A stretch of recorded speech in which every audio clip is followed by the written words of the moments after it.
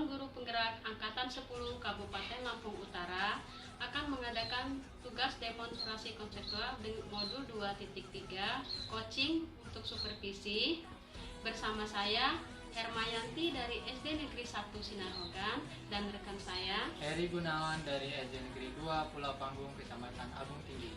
Dan saya Ibu Eki Prastiwi dari SDN Negeri Ratu, Kecamatan Muara Sungkai.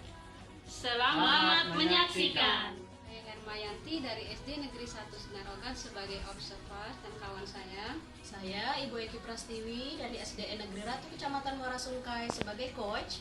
Saya Heri Gunawan dari SD Negeri 2 Pulau Panggung sebagai coach.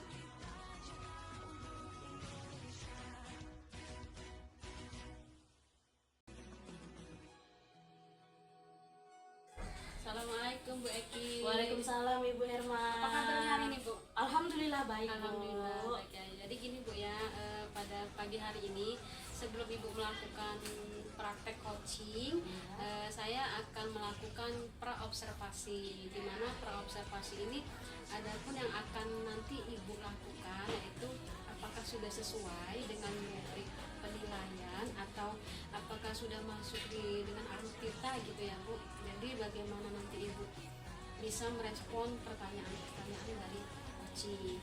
Kemudian adapun pertanyaannya yaitu Bu, satu, kompetensi apa yang akan Ibu kembangkan pada coaching nanti?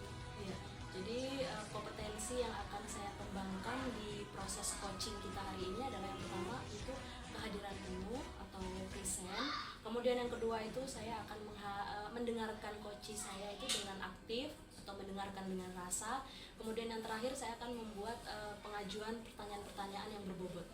Oke, berarti ada 3 ya Bu, kompetensi present atau kehadiran penuh, kemudian kompetensi mendengarkan aktif, dan kemudian untuk yang ketiga yaitu kompetensi atau menyebutkan pertanyaan yang berbobot ya Bu. Oke, yang kedua, kompetensi mana yang akan Ibu kembangkan secara spesifik? Ya, jadi kompetensi yang akan saya kembangkan secara spesifik itu ada 2. Yang pertama itu adalah saya akan mengusahakan kehadiran saya secara penuh, kehadiran penuh atau present. Kemudian yang kedua saya akan mengembangkan mendengarkan coach saya itu dengan rasa atau dengan rasa empati secara aktif. 2 itu. Oke, bagus. Jadi ada 2 ya Bu nanti ya yang kompetensi yang akan Ibu kembangkan, yaitu mendengarkan aktif dan dengan rasa ya Bu. Iya. Oke, yang ketiga, indikator bagian mana yang akan Ibu inginkan dari proses coaching nanti? Ya, jadi indikatornya saya akan berusaha dengan coach saya itu menemukan titik temu dari permasalahan yang akan kami bicarakan nanti. Jadi saya nanti dengan coach itu berusaha untuk menemukan solusi-solusi atau langkah-langkah yang akan dilakukan oleh si coach nanti. Mungkin itu.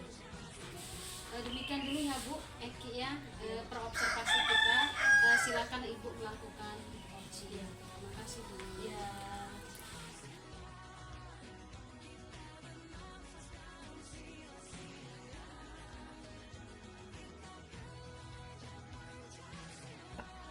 Assalamualaikum warahmatullahi wabarakatuh. Waalaikumsalam warahmatullahi wabarakatuh, Ibu. Bagaimana kabarnya Pak Heri? Alhamdulillah sehat, Ibu. Cuman ini agak sedikit ada yang mengganjal di hati saya ini. Oke, memang saya melihat dari sini memang ada sesuatu yang mengganjal dari Bapak Heri. Kalau boleh tahu apa tuh Pak yang menjadi ganjalan yang Bapak pikirkan? Iya, Ibu. Terima kasih banyak atas waktunya. Jadi saya ini merasa kurang bersemangat di sekolah saya ketika saya melakukan proses pembelajaran di kelas 4 ya, kelas 4. Jadi siswa saya di kelas 4 ini ketika saya mau masuk di kelas 4 itu saya mendapati siswa-siswa saya ribut terus mereka juga belum siap belajar, mereka membuat saya jadi tidak bersemangat. Ya, itulah salah satu yang menyebabkan saya ketika di kelas 4 itu sebelum proses pembelajaran berlangsung, saya sudah dibuat merasa tidak nyaman. Jadi merasa energi saya sudah habis terbuang dulu di awal sebelum melakukan kegiatan pembelajaran bersama mereka. Jadi Bapak merasa kurang bersemangat untuk melakukan proses pembelajaran itu dikarenakan juga mungkin anak-anak yang juga membuat Bapak kurang bersemangat gitu ya Pak ya? Iya, betul. Oke, jadi saya akan bertanya dulu dari obrolan coaching kita ini, kira-kira Bapak akan menginginkan tujuan akhir dari coaching kita ini apa? Saya sangat berharap dari apa yang menjadi masalah saya itu ada solusinya. Solusinya itu seperti apa? Apa yang harus saya lakukan untuk bisa membalikan semangat saya ketika di proses pembelajaran pada kelas siswa kelas 4 tersebut. Baik, jadi itu tujuan yang Bapak inginkan. Setelah saya menyimak dari permasalahan yang akan kita coachingkan hari ini, itu yang akan saya tanyakan adalah pertama, kira-kira apa yang menyebabkan siswa-siswa Bapak itu kurang bersemangat? Iya. Saya rasa saya ketika identifikasi perlakuan saya rasa berbeda dengan kelas yang lain. Karena di kelas yang lain itu biasanya ketika masuk ke kelas itu siswanya antusias sekali menurut saya. Karena mereka biasanya tahu kalau saya ketika di kegiatan pembelajaran buat siswa itu sudah semangat, tertarik karena ada speaking, ada gamenya, ada cerita. Nah, jadi belum begitu masuk itu langsung memberikan materi. Jadi saya buat mereka relax dulu ya, relax, membuat mereka nyaman, baru saya lakukan kegiatan pembelajaran. Ternyata di kelas 4 ini tidak saya perlakukan seperti di kelas-kelas yang lain. Saya rasa itu yang menyebabkan siswa saya, juga siswa saya juga tidak bersemangat mengikuti pembelajaran. Jadi itu dari sisi Bapak, menurut Bapak alasannya karena itu ya Pak. Mungkinkah ada penyebab lain mengapa siswa-siswa tersebut melakukan hal itu? Iya, menurut saya selain karena pengkondisian siswa saya yang saya rasa nggak seperti yang saya perlakukan dengan kelas yang lain, biasanya di kelas 4 ini saya tidak memfasilitasi belajar mereka seperti kelas-kelas yang lain. Biasanya ada media pembelajaran yang buat mereka itu menarik, ada audio, ada semacam ya kebutuhan belajar yang mereka inginkan. Saya rasa itu. Saya tangkap apa yang memang menjadi permasalahan Bapak. Kemudian saya akan bertanya lagi, kalau misal kita skalakan Pak, kita buat skala 1 sampai dengan 10, Bapak Heri ini menilai diri Bapak itu ada di skala nomor berapa Pak? Untuk skala, sepertinya saya berada di posisi angka 4. Baik, Ya. 4 ya Pak ya. Jadi kalau misal Bapak Heri merasa ada di skala nomor 4, harapan Bapak menginginkan ada di skala berapa Pak selanjutnya? Untuk selanjutnya yang pasti harapannya berada di poin yang atas ya, di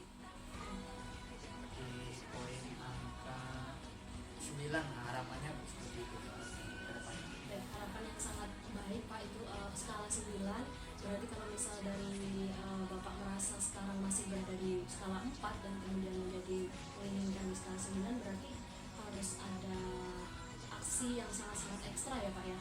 Kalau misalnya saya akan bertanya itu kekuatan apa sih yang Bapak sekarang sudah miliki untuk bisa membuat tujuan Bapak atau pembelajaran Bapak di kelas itu menjadi lebih menarik gitu. Ya, untuk kekuatan saat ini saya rasa satu, saya bersyukurnya sudah ikut pendidikan guru penggerak ya. Walaupun masih proses, tapi adalah ilmu yang saya dapatkan dari mengikuti pendidikan ini, yaitu kedepannya ada semacam ilmu yang harus saya terapkan pada anak-anak. Itu ada sebuah pengkondisian di awal untuk membuat anak-anak itu relax atau tenang atau bisa fokus mengikuti pembelajaran. Itu ada salah satu teknik yang bernama teknik stop, yaitu untuk pengkondisian di awal untuk anak-anak yang saya rasa itu ilmu baru yang harus saya terapkan kepada anak-anak tersebut. Yang mudah-mudahan harapnya itu kekuatan utama. Kekuatan ya Pak ya. Baik, saya ambil poinnya adalah Bapak akan melaksanakan teknik stop untuk siswa. Kemudian saya yakin nanti kedepannya Bapak akan menemui hambatan-hambatan di proses Bapak akan mencapai tujuan Bapak itu. Menurut sudut pandang Bapak, hambatan-hambatan apa saja yang akan Bapak hadapi nantinya? Hambatannya saya rasa terkait dengan persiapan yang matang. Selain nanti persiapan berupa perangkat pembelajaran, baik itu media, akan identifikasi siswa-siswa saya. Itu saya rasa hambatan itu perlu waktu yang agak lama untuk mempersiapkannya. Jadi itu ya Pak ya, hambatannya itu kemudian solusi yang bisa Bapak terapkan dari hambatan-hambatan yang Bapak temukan tadi apa Pak? Untuk solusi dari hambatan, sepertinya saya perlu memaksimalkan persiapan saya sebagaimana saya lakukan di kelas-kelas yang lain. Di antaranya tadi terkait dengan kebutuhan belajar siswa yang saya harus identifikasi dulu untuk menggali seperti apakah kebutuhan belajar siswa tersebut, dari segi minat belajarnya, kesiapan belajarnya, atau profil pelajarnya.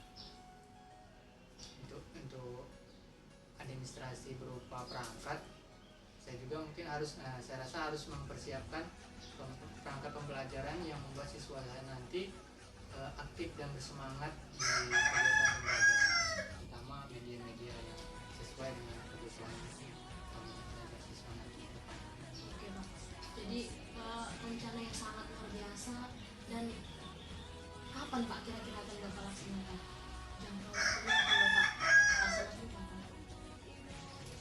Kalau untuk jangka waktu, kalau untuk saat ini saya rasa agak lama itu ya. Iya. Karena tadi saya harus mengumpulkan bahan-bahan terkait identifikasi siswa saya, terus juga baik media, perangkat segala macamnya. Saya rasa agak lama gitu, mungkin dalam waktu seminggu atau 2 minggu. Di dalam waktu 1 minggu atau 2 minggu lagi ya Pak ya. Berarti apabila saya tanyakan, untuk mencapai tujuan yang Bapak inginkan, yang Bapak harapkan itu, Bapak akan menanamkan di dalam diri Bapak akan berkomitmen apa? Ya. Komitmen, saya rasa komitmen perlakuan itu ya, perlakuan kepada siswa-siswa saya rasa harus adil, seimbang dengan kelas yang lain, supaya nanti tidak ada cemburuan sosial di anak kelas 4 tersebut. Menurut mereka, saya tidak memperlakukan mereka seperti kelas yang lain. Jadi saya rasa komitmennya selain tadi adil, dan juga mempersiapkan segala sesuatunya tentunya untuk memaksimalkan kekuatan yang saya miliki, ya, akan saya terapkan ke siswa-siswa saya, terutama di kelas 4. Adakah yang bisa membantu Bapak dalam mewujudkan dari rencana Bapak? untuk membantu, harapan saya ada di ya, bersyukurnya di sekolah saya ada satu orang lagi yang masuk pendidikan guru penggerak dan masih proses juga. Saya rasa bisa diajak untuk kerjasama untuk membantu saya mencari solusi dari masalah-masalah saya yang nantinya bisa memberikan umpan balik atau masukan-masukan ketika menerapkan apa yang akan menjadi permasalahan saya tadi. Ketika saya melakukan pembelajaran, ada umpan balik yang diberikan oleh rekan saya. Apakah nanti ada yang harus diperbaiki, ditingkatkan lagi, itu saya rasa yang pertama. Untuk yang kedua, saya juga akan mengajak rekan guru kelas, karena guru kelas ini perannya sangat besar lagi ya, karena yang mempunyai kelas, wali kelas. Saya akan meminta dokumen berupa catatan-catatan siswa-siswa saya ini, baik berkaitan dengan minat belajar, profil belajar, atau gaya belajarnya. Bahkan mungkin dari segi latar belakang juga akan saya gali informasi-informasi tersebut. Baik Pak, bagaimanakah tindak lanjut setelah terlaksananya coaching kita hari ini di kemudian hari? Untuk tindak lanjut, saya rasa kalau itu baik, ada masukan yang baik untuk pengembangan diri saya rasa saya akan komitmen terus lanjutkan. Dan jikalaupun ada kurangnya, akan saya perbaiki lagi dan akan saya tingkatkan lagi untuk mengembangkan potensi-potensi saya. Mungkin kita menuju ke akhir Pak, saya akan menanyakan hal-hal seperti bagaimana perasaan Bapak setelah perbincangan coaching kita di pagi hari ini. Ya, saya merasa lega, merasa senang. Ya. Saya sudah mendapatkan solusi dari masalah-masalah saya tadi. Saya sudah tercerahkan, dan sepertinya semangat saya timbul untuk bersemangat gitu, untuk menerapkan apa yang tadi ide-ide yang saya dapatkan dari masukan-masukan itu tadi. Jadi harapannya bisa saya terapkan ke depannya. Semoga setelah sesi coaching ini Bapak Heri mencapai tujuan yang Bapak harapkan, dan saya tunggu kabarnya Pak di minggu depan. Oh iya, Ya. Insya Allah Bu, Ya, akan saya kabar-kabari lagi. Terima kasih banyak nih Bu sudah meluangkan waktunya. Ya, sama-sama Pak.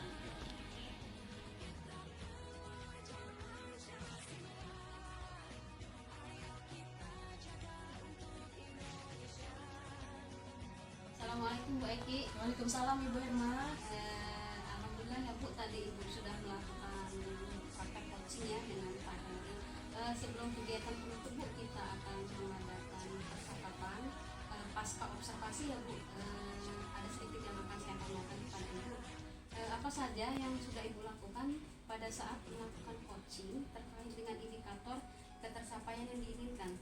Oke, jadi saya hari ini telah melakukan coaching dengan Bapak Heri dengan melaksanakan alur tirta. Yang bisa saya jelaskan di sini adalah alur tirta T, yaitu saya tanyakan atau saya perjelas lagi tujuan dari akhir coaching ini apa. Bapak Heri itu tujuan akhirnya dalam coaching ini mau apa. Kemudian identifikasi masalah, itu saya berusaha untuk menggali dari permasalahan yang sedang dihadapi oleh Bapak Heri. Saya gali, saya ulik, dan saya temukan beberapa permasalahan yang mungkin memang ada. Kemudian rencana aksi saya tanyakan dengan Pak Heri, saya gali lebih dalam, itu rencana-rencana apa yang bisa menjadi yang akan dilaksanakan oleh Pak Heri ke depannya, rencana-rencana dan rencana alternatif yang ke depannya yang mungkin akan dilaksanakan beliau. Dan alur terakhir yaitu TA, tentu tanggung jawab.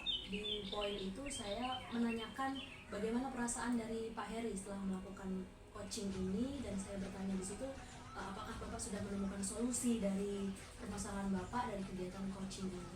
Mungkin itu, Bu.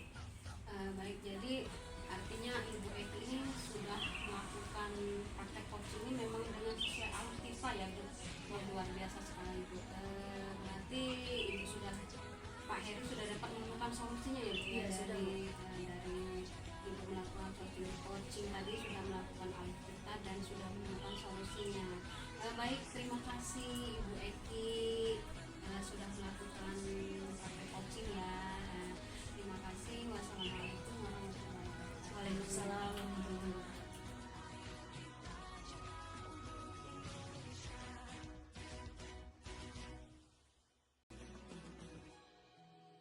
Paradigma yang sudah saya miliki adalah saya akan fokus pada koci atau rekan yang akan dikembangkan dan bersikap terbuka serta ingin tahu. Adapun prinsip koci yang sudah saya miliki, kemitraan, proses kreatif, dan memaksimalkan potensi. Saya merasa percakapan berjalan dengan baik. Koci cukup terbuka untuk berbagi pengalaman dan pemikirannya. Saya juga merasa cukup mampu untuk mendengarkan dan memahami apa yang disampaikannya. Saya merasa masih perlu meningkatkan kemampuan saya untuk mengajukan pertanyaan yang lebih tajam dan mendorong coach untuk berpikir lebih kritis. Selain itu juga, saya juga perlu lebih fokus untuk mendengarkan umpan balik dari coach. Sebelum melakukan coaching, saya meluangkan waktu untuk menenangkan pikiran dan fokus pada apa yang saya lakukan. Saya juga mencoba untuk memahami tujuan dari coaching mencapai tujuan tersebut. Saat melakukan coaching, saya berusaha untuk fokus pada saat ini dan tidak memikirkan hal-hal yang lain. Saya juga berusaha untuk tidak menghakimi dan bersifat terbuka terhadap apa yang disampaikan oleh coach. Saya akan mencoba untuk meningkatkan kemampuan saya untuk mengajukan pertanyaan berbobot, pertanyaan yang lebih tajam, dan mendorong coach untuk berpikir lebih kritis. Kemudian saya akan berusaha untuk hadir sepenuhnya atau present dan mendengarkan dengan rasa, dan saya juga akan fokus untuk mendengarkan umpan balik dari coach dan menggunakannya untuk memperbaiki kinerja saya. Dalam mencapai tujuan tersebut, saya akan mengikuti pelatihan mandiri di Platform Merdeka Mengajar atau PMM untuk mempelajari paradigma dan prinsip coaching secara mendalam. Kemudian membaca buku-buku tentang proses coaching dan mempraktekannya. Kemudian melakukan diskusi rutin dengan kepala sekolah atau mentor yang sudah berpengalaman di bidangnya. Meminta saran dari rekan sejawat agar dapat melakukan perbaikan dan pengembangan diri.